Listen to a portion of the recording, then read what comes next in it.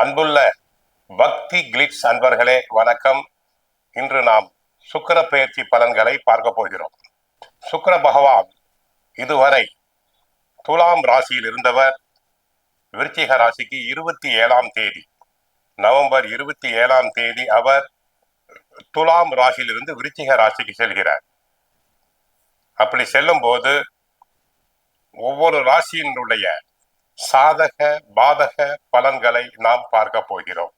சிம்ம ராசி அன்பர்களே வணக்கம். சிம்ம ராசியினருக்கு சுக்கிர பெயர்ச்சி பலன்களை நாம் பார்க்க போகிறோம். சுக்கிர பகவான் நவம்பர் 27ஆம் தேதி அவர் துலாம் ராசியிலிருந்து விருச்சிக ராசிக்கு செல்கிறார். சிம்ம ராசினருக்கு இதுவரை 3ல் இருந்து சரியாக செயல்படாத சுக்கிர பகவான் 4ஆம் இடமாகிய சுகஸ்தானம் செல்கிறார். ஏற்கனவே சுக்கிர பகவான் 4ஆம் இடத்தில் செல்வது நன்மை. அந்த 4ஆம் இடத்தில் சூரியனும் செவ்வாயுடன் சேர்ந்து இணைகிறார். அப்ப சூரியனுடைய கெடுதல் பலன்களையும் செவ்வாயில் உடைய கெடுதலான பலன்களையும் அவர் மற்றப்படுத்துவார். குருவின் பார்வை 5ஆம் பார்வை தங்களுடைய சுக்கிரனுக்கு படுகிறது. பழைய வாகனங்களை மாற்றிவிட்டு புது வாகனம் வாங்கலாம். வீடு கட்ட ஆசைப்படுபவர்களுக்கு லோன் கிடைக்கும். அழகான வீடு கட்டலாம்.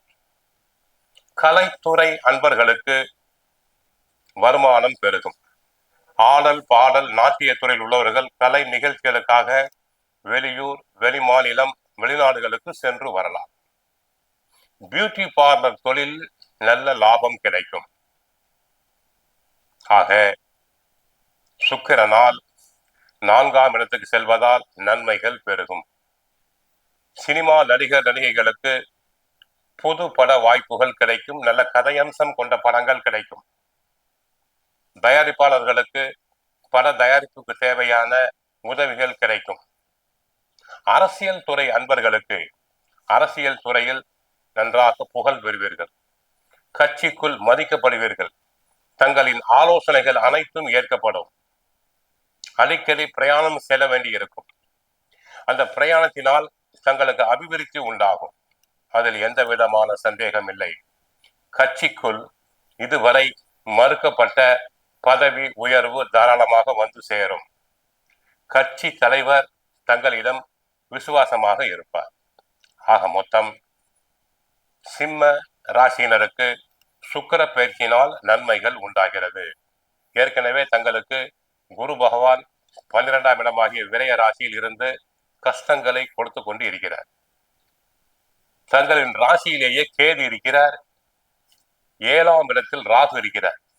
ஆக இந்த கிரகங்களால் ஏற்படக்கூடிய கெடுதல்கள் அனைத்தும் தங்களுக்கு சுக்கிர பெயர்ச்சியால் நன்மைகள் உண்டாகும். பெண்களுக்கு மனதிற்கு பிடித்த வரன் அமையும். தடங்கலான தாமதமான காரியங்கள் நல்ல விதத்தில் முடியும். பெண்கள் தங்களை நன்றாக அழகுபடுத்திக் கொள்வர். கணவன் மனைவி இடையே நெருக்கம் உண்டாகும். அன்பு பெருகும். ஆக சுக்கிரனால் நன்மையே. சுக்கிர பெயர்ச்சியினால் நன்மைகள் தான் உண்டாகும். கோவிலுக்கு சென்றால் பெருமாள் கோவிலில் உள்ள தாயாரை, மகாலட்சுமி தாயாரை வழிபடுங்கள். நன்மைகள் பெருகும். வாழ்க வளமுடன், மங்களம் உண்டாகும்.